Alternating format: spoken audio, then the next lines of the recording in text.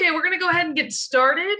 I just want to take a moment to welcome everyone to our third workshop for the housing element. Thank you for attending. The City of West Hollywood Housing Division and Long Range Planning Division staff are updating the housing element within the city's general plan. And the purpose of this meeting is to provide an update on the housing element, including all community engagement findings collected thus far, a review of the sites inventory, and to solicit community feedback on affirmatively furthering fair housing. Next slide. This is a virtual workshop, so we wanted to provide a few rules so everything runs smoothly. This is a webinar, so all participants are muted and your video is disabled. This meeting is being recorded and will be posted on the project website in the coming week for anyone who wants to review the content at a later date. There will be multiple opportunities to participate, including polling questions that will appear on your screen. And participants are welcome to submit comments in the chat at any time, and we will respond to those comments and questions during the public comment periods. All questions and comments sent to the chat will be saved for the public record. Next slide. I'm Allison Bartle, and I'm the Project Development Administrator representing the City of West Hollywood. Rachel Diamond is also joining me. She's a senior planner in the city's Long Range Planning Division.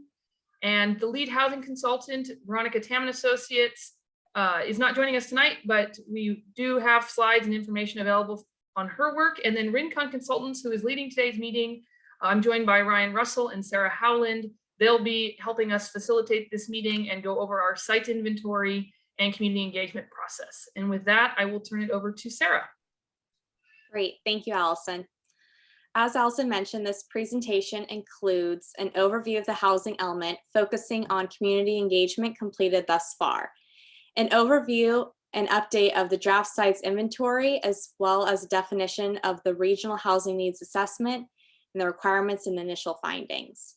Then we will discuss the state's newest requirements for affirmatively furthering fair housing, also known as AFFH. We also include polling questions to gather input on current conditions related to fair housing. And after the presentations, we are reserving time for you to ask questions and collect feedback on potential policies and programs related to fair housing practices in West Hollywood. Next slide. We'll start now with some introductory polling questions prior to our presentation. There should be a poll that appears on your screen. Great, thank you, Allison. And this should give you a chance to get used to participating in a poll, gather a little bit of input. So if you could please participate in this poll, we would really appreciate it.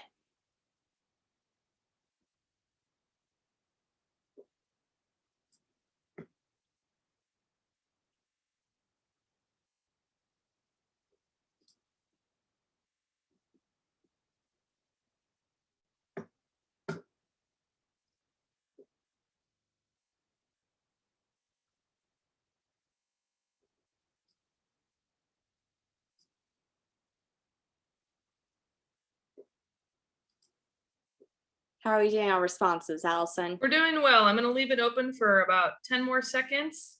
Great, thank you. Yep.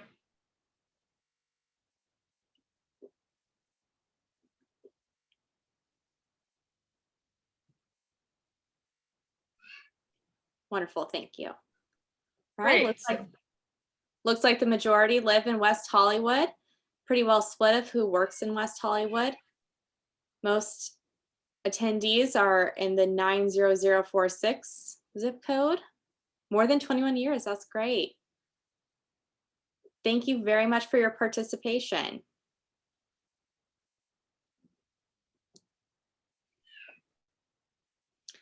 So we can go to the next slide. Great, thank you.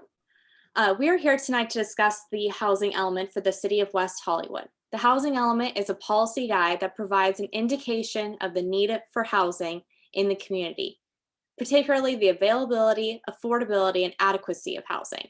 It serves as a strategy to address housing needs across the economic and social spectrums. The housing element is a state-mandated component of the city's general plan. The update identifies the city's housing needs and establishes a plan to address them. Every city and county is required by state law to update its housing element every 8 years. The current housing element from 2013 to 2021 was adopted unanimously by the City Council and approved by the California Housing and Community Development Department. The housing element update for the 6th cycle will cover the planning period from 2021 to 2029. Next slide. To plan for the required housing needs assessment for West Hollywood, we have completed the following steps so far, starting with RHNA appeal hearings and final RHNA allocation, the creation of the housing element task force. We also conducted 1 of 3 meetings with this group.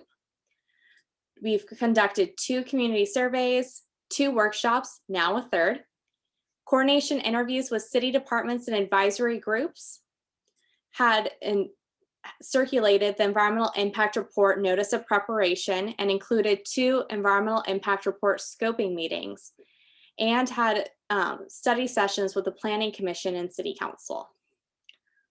Next slide. So now we'd like to tell you some of the key findings we found from the community engagement conducted so far.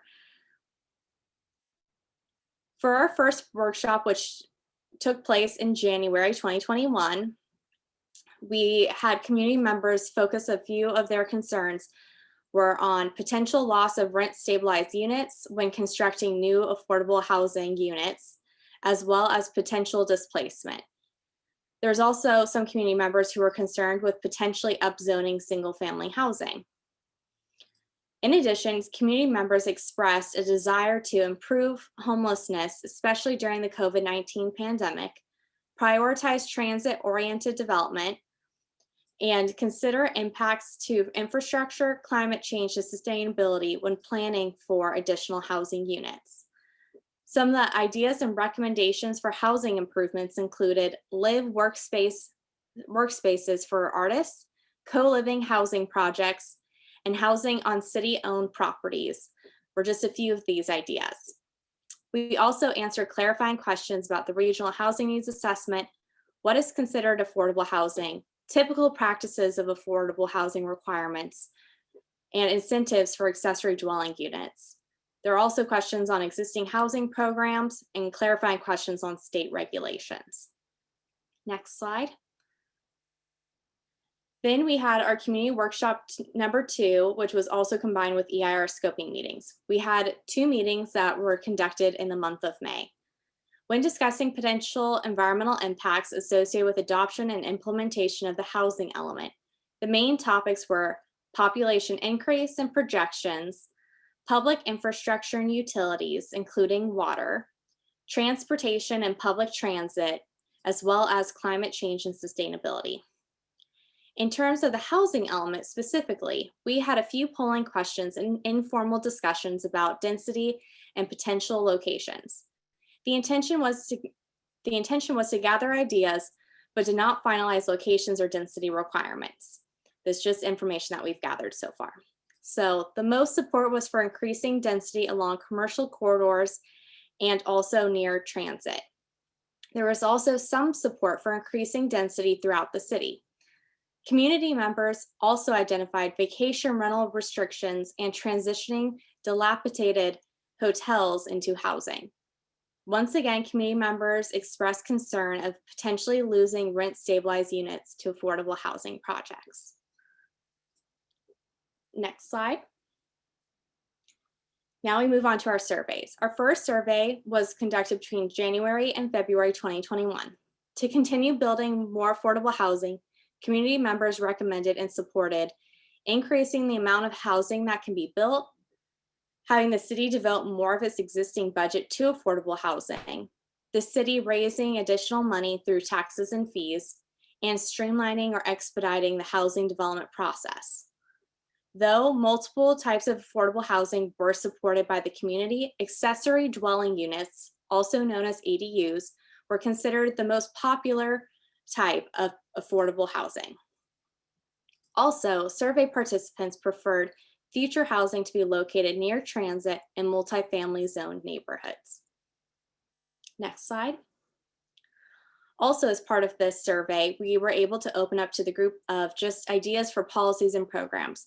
We received quite a bit of feedback And some of the common themes were for removing the in lieu fees for affordable housing units, eliminating single family zoning, higher density for commercial properties, and introducing incentives for first time home buyers who become first time landlords. These summary results show an accumulation of ideas gathered, not final policies and programs. Next slide. We also recently conducted the community survey number 2. This survey included an extensive number of questions and was completed by more than 120 participants. One of the highlights was that most participants rent their housing, and of those, most lived in rent stabilized units. Of the participants, 30% of those have been at risk of losing their housing. When asked about the types of housing needs in West Hollywood, apartments, entry-level or starter homes, and micro units and senior housing received the most support. The survey participants generally preferred future housing density increases to be concentrated along the main thoroughfares and commercial corridors. There is also some support for slightly increased density throughout all neighborhoods. Next slide. And then when asked about describing the future of housing in West Hollywood, we received a lot of feedback, and some of the most common phrases were affordable, abundant, urban, inclusive, diverse, middle class, and attainable, amongst others. Next question, next slide. And then finally, we've conducted one of our task force meetings. The task force, which is a group of local housing experts appointed by city council members, met in February. The discussion focused primarily on opportunities to revise policies, programs, and design guidelines. Themes included converting office space to residential, increasing residential density along corridors and commercial areas to avoid loss of rent stabilized units, reducing parking requirements, and reducing the minimum unit size. Now that you've heard some of this feedback, we'll take this into consideration for the draft housing element, and we'll go through the next steps. But next, I will pass it on to Ryan Russell to discuss the draft housing sites inventory. Thank you. Thanks, Sarah. Hi, everyone. So yeah, I'm going to go over the process and some of our preliminary findings for the site inventory, which is a pretty large piece of the housing element, and it's used to demonstrate the city's ability to meet its regional housing needs allocation. So as I go through some of these slides, if you have any questions, feel free to put them in the chat feature. So the Regional Housing Needs Assessment, or RHNA, it's the number of housing units the city is required to provide suitable sites for, also to create policies and programs to meet in the housing element itself. So the RHNA allocation is distributed from the state and local regional governments. So in this case, it was the Southern California Association of Governments. As you may know, the city received a regional housing needs allocation of 3,933 units, which is about 50 times more than the current housing element period. And this is consistent throughout the state. All jurisdictions have seen an increase in their RHNA allocations because of the housing crisis. And as you can see in the table, the RHNA allocation is distributed by income levels, and a 15% buffer is also applied to the RHNA allocation in order to comply with SB 166, which is a no net loss regulations, which essentially ensures that if a site gets developed at a capacity less than anticipated, that there's extra buffer elsewhere. So as I mentioned previously, the site inventory is a required piece of the housing element used to identify specific sites, the city that can accommodate the city's RHNA allocation. And I think it's important to note that including these sites in the inventory doesn't require them to be developed or built with housing. It simply shows that there is capacity in the city. And then also to note, if a project comes through on a site or a parcel that is not identified in the inventory, that those housing units will still be able to count towards the city's RHNA. And so sites to include in an inventory, they include vacant sites that allow for residential development, non-vacant sites that can be developed at a higher residential density or to have greater build out potential, sites owned by the city, or if needed, sites that would require rezoning in order to either allow for residential uses or increase the density. Some additional characteristics that we looked at when preparing some of these draft sites that we needed to consider: sites that can accommodate lower income units. They have to have a density of 30 dwelling units an acre or more, and they have to have a size of greater than half an acre or less than 10 acres. And that's a state requirement. And then also, when estimating the number of units on commercially zoned sites, we looked at recent mixed use projects and found an average density, which came out to be about 120 dwelling units an acre. And to be conservative in our estimates, we used an 80 dwelling units an acre estimate for our inventory. So this slide jumps ahead a little bit. It shows the results and our preliminary findings. And I'll go over each of these steps briefly in a moment, but I just wanted to show you that we have determined the city can accommodate its RHNA allocation under existing zoning, and no rezoning would be necessary. But that's not to say that rezoning won't occur. It could occur to implement other policies and programs that are required in the housing element, but it's not needed to meet the city's site inventory requirements. So as an initial step, we looked at approved projects that have been approved through planning, pending projects that are currently being reviewed, and accessory dwelling unit trends in the city. And you're allowed to use any housing units in approved or pending projects towards meeting the city's regional housing needs, as well as accessory dwelling unit trends. And so we found about 917 units that could be put towards the regional housing needs just as a first step without even looking at any sites. We then looked at city-owned properties, and we found 4 sites that housing development would be in line with city goals and priorities. And a capacity analysis was done for each of these sites, which assumed a 50% density bonus, which is a little conservative, but it's in line with typical community-driven projects. And so from these 4 sites, we estimated about 244 units, including 61 lower and 61 moderate income units could be accommodated. We then looked at the existing housing element, which has a site inventory of itself. And we looked at that inventory and looked for sites that still have the potential to accommodate housing or might not have been developed. And so we identified 3 sites with the potential for housing and found about 177 units that could be accommodated in these sites.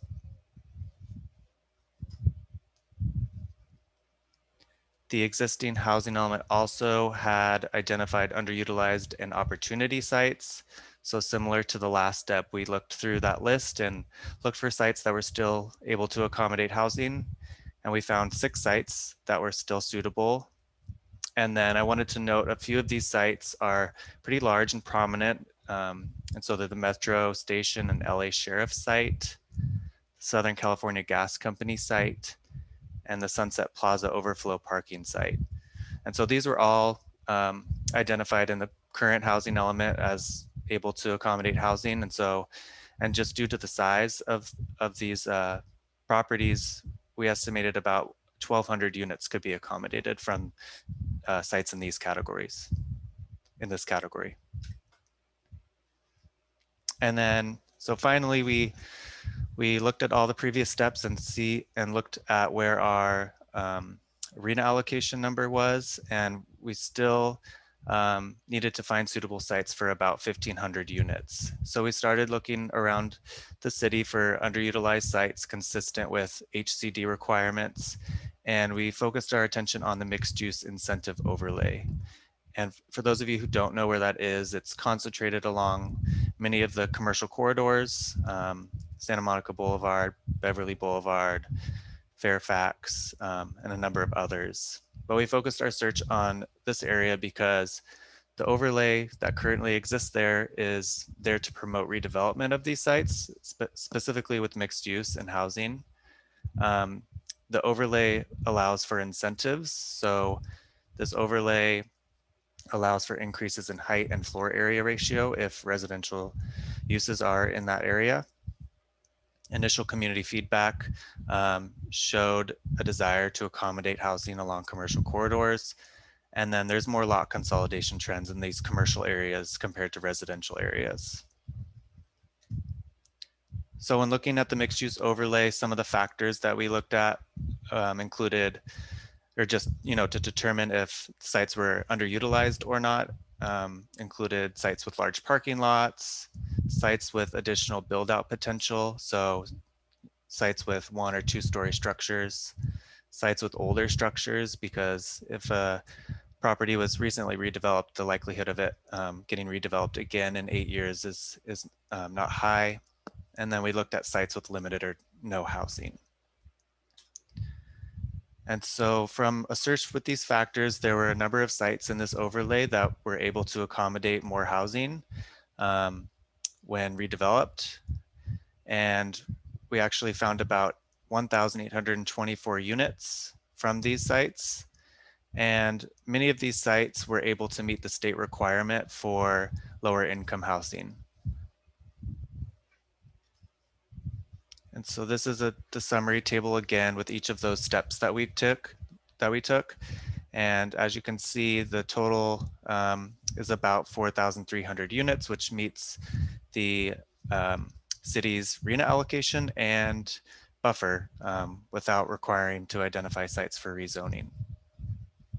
So I believe now we're going to have time for you to give us some comments or feedback or any thoughts you have on the site inventory that we drafted.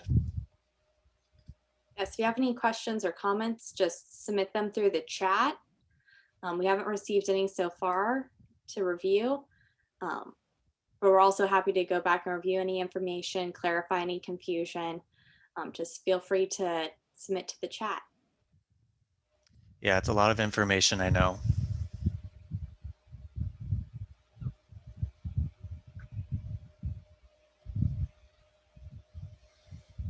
Let's give that a few minutes before moving on, since it's definitely densely packed information.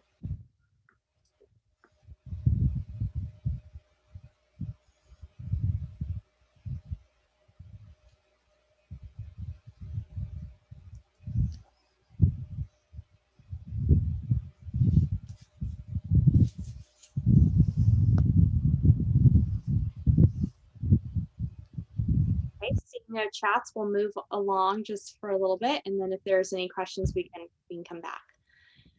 So the next step, oh, we have a question. So before I move on, what effort have you made to show that it is feasible to develop the metro site?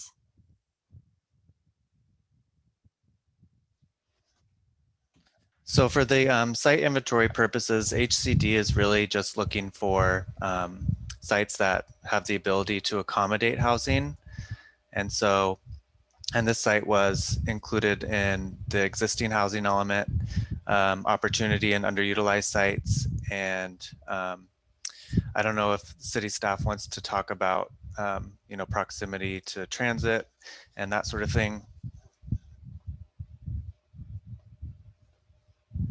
Rachel, do you want to jump in at all on this one? Or I think the main thing to keep in mind is the feasibility. There's very specific regulations and rules to follow in terms of how you can show feasibility, specifically for the sites inventory and the housing element.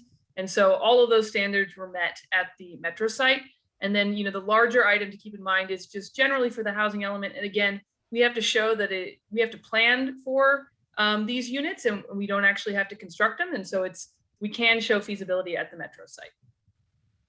And that site wasn't, that site was too large to accommodate lower income housing under state regulations. So the number of housing units that we estimated in the inventory went towards moderate and above moderate income units.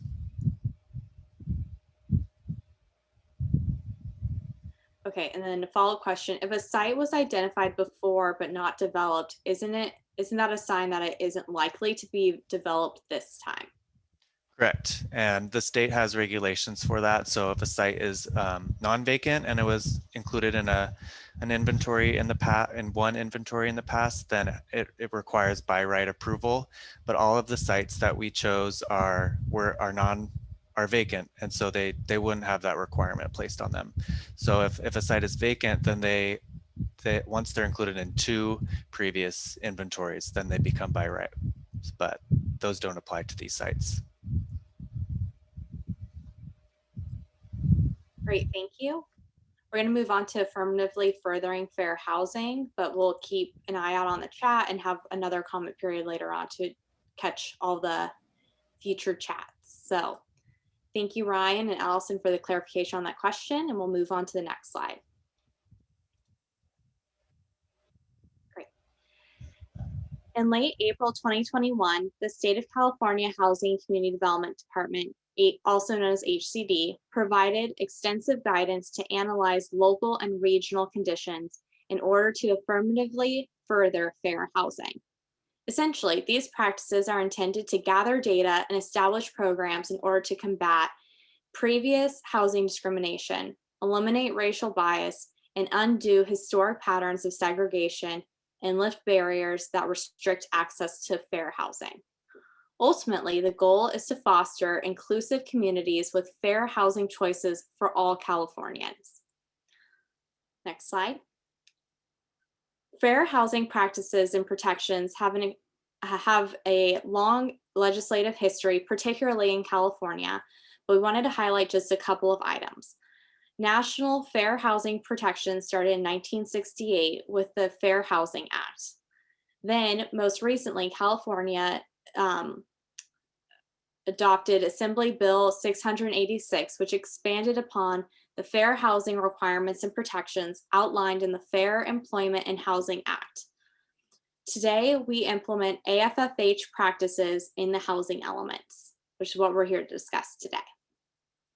Next slide. The recent AFFH requirements for housing elements establishes vast requirements to collect and organize local and regional housing and demographics data in order to analyze 5 categories.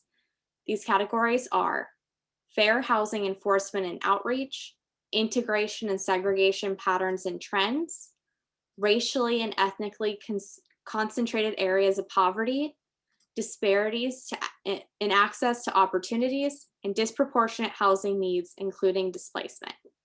These categories are fairly technical, so today's presentation and discussion will focus on what fair housing practices are supposed to look like in everyday life in order to identify the meaningful actions that can be incorporated in the housing element.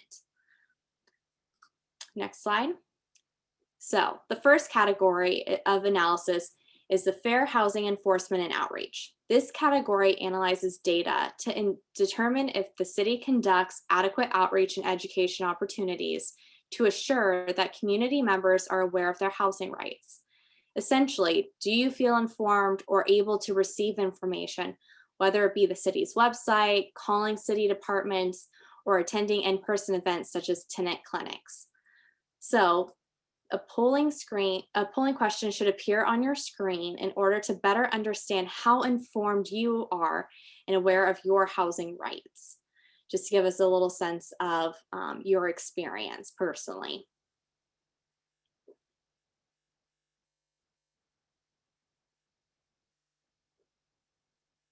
Also, if you have any questions or comments about fair housing as we bring up different topics, please feel free to submit them to the chat as well.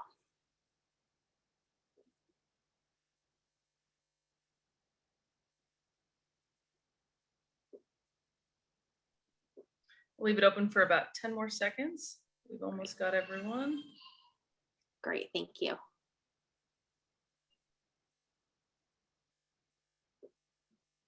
Okay.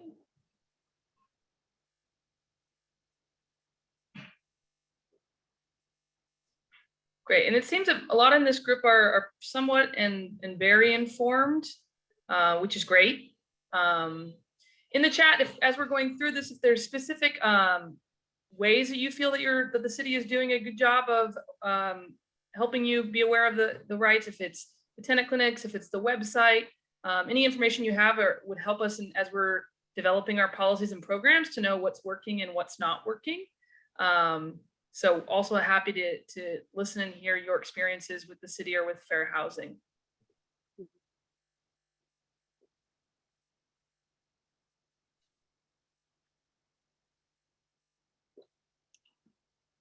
Great. Thank you, and we'll keep monitoring the chat. But like Allison said, we really appreciate like any feedback. Really will help us with crafting policies and programs. So if you can participate, we'd really appreciate it. Otherwise, moving on to the next slide. Okay. The second category of analysis is integration and segregation patterns and trends. This category requires collecting and analyzing the local and regional data to determine any patterns of segregation, whether it's related to race, disabilities, familial status, income, or others. A polling question should appear on your screen to determine your impressions of segregation and integration in West Hollywood. I'd also like to note that we have kind of combined the second and third categories of analysis because they're so closely related to just those concentrated areas and certain characteristics.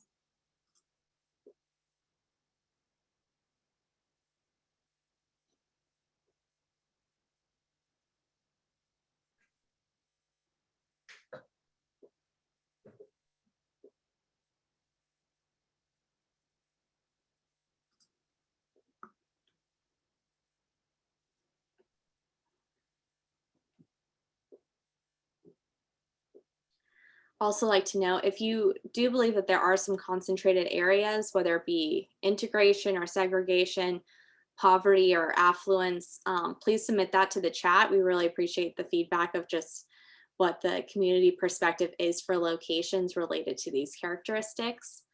Also, if there's any questions on just definitions or anything related to AFFH, we're happy to help clarify.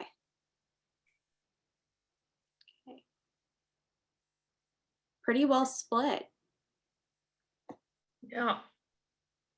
And again, as Sarah said, if you think that there are certain areas of concentrated poverty or affluence, we would love to get your opinion on where you think those are. And part of this housing element is addressing those differences and making sure we have policies and programs in place to do that. Especially because the approach for this AFFH is very technical and data driven, but it's very important for us to be able to validate that information through lived experiences, community perspective. So please, any feedback would be appreciated. Next slide. So the next category is the disparities in access to opportunities. So basically, this category, awkwardly worded, is to require the collection and analysis of local and regional data meant to identify barriers to fair housing access. So these barriers can include education, employment, transportation, or a healthy environment. So it's identifying these characteristics that are barriers to fair housing. And we now have the next polling question, should appear on your screen, regarding public transit access in West Hollywood. So this is one very common component of access, is actually like physical access. If you don't have the ability to use public transit, or if you don't have a car to get someplace to another, that can be a huge barrier. So this is one question regarding public transit. And we have received one comment from the audience. Thank you. It seems the concentrations of poverty are on the east side, north and south of Santa Monica Boulevard and east of Fairfax. Thank you. We appreciate that feedback.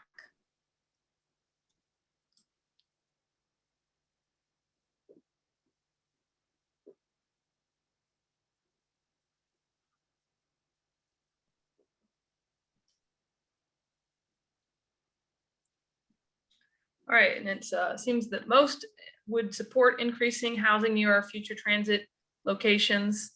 We appreciate that. Again, there's still a lot of work to be done on that, but we're just kind of starting the conversation about kind of what the future may look like as we prepare for rail. Okay, great. And then the next slide. For the fifth and final category of analysis is disproportionate housing needs. This category analyzes the risk of displacement. Displacement is a critical issue previously identified in previous community engagement for this housing element update. The concern of displacement is that it will lead to overpayment and cost burden when finding new housing, or overcrowding in housing in order to make it affordable. So there's a lot of secondary impacts that are associated with displacement, and trying to prevent displacement in the first place is a top priority, as well as like a public conversation that we've had so far. So polling questions should appear on your screen to analyze potential risk of displacement in West Hollywood. I also want to remind you that these polling questions are anonymous, so our honest participation is really appreciated. Thank you.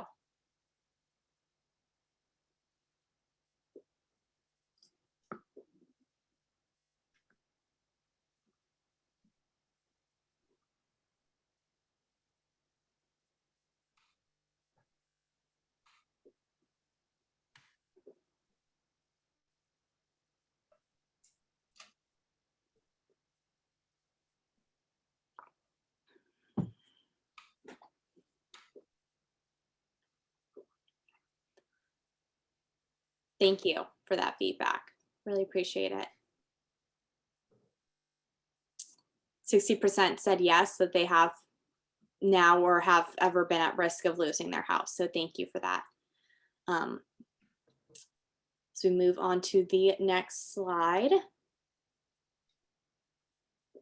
We now move from just the polling questions to just more open-ended questions of just opening the floor to chats that we have received thus far. Just appreciate any feedback on the fair housing practices in West Hollywood, how your personal experiences with fair housing. We ultimately hope to translate this feedback into policy and program recommendations for the housing element update.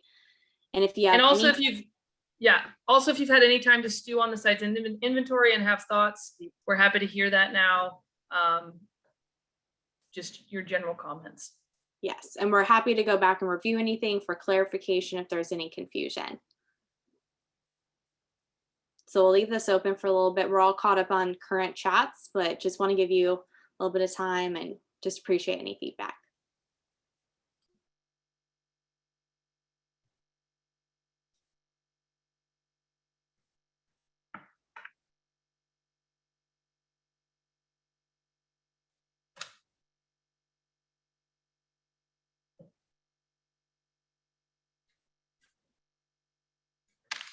All right, and we also, on our next slide, if you have other, we kind of wanted to go through the rest of the schedule, and we also will share information if questions or thoughts come up on how you can provide later public comment. So Sarah, why don't you take us through our next steps?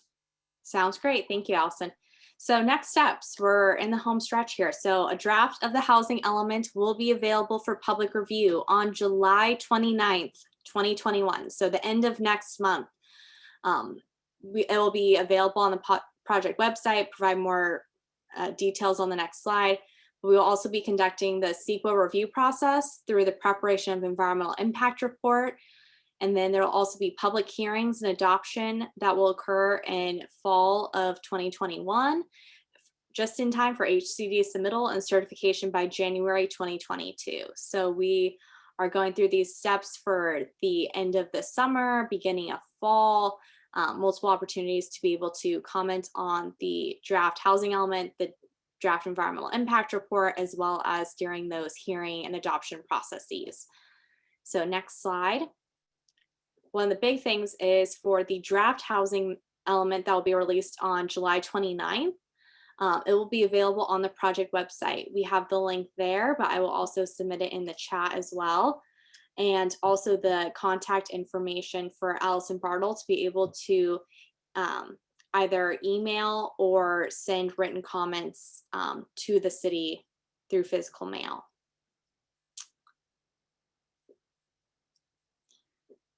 Leave that up for just a second. I'll also submit everything into the chat right now. Yes, and we've received the public comment on buying land for housing and having a park project instead, and we hear that and we appreciate that comment. And it's, you know, part of our intent is we're coming up with plans to develop housing on publicly owned sites, city-owned sites. Thank you. Yes, thank you, Allison. I appreciate you catching that comment there. And so next slide is just saying of we have our project website, which has a lot of information, and that will be the home location for the housing element updates. So I've also included the link in the chat that you can save now and be able to access that site, be able to access the draft housing element at the end of next month, be able to provide public comments on that draft. And we'll conclude with just if there's any questions or any comments.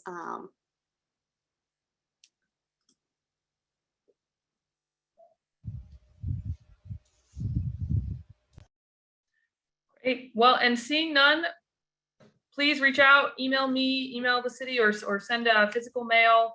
There's also you know, opportunities to get updates on everything on the project website. So we really appreciate your time tonight. I know it was a hot day for everybody, so I hope your homes are cooling down and you guys all have a wonderful night. Thank you so much. Thank you. Bye-bye.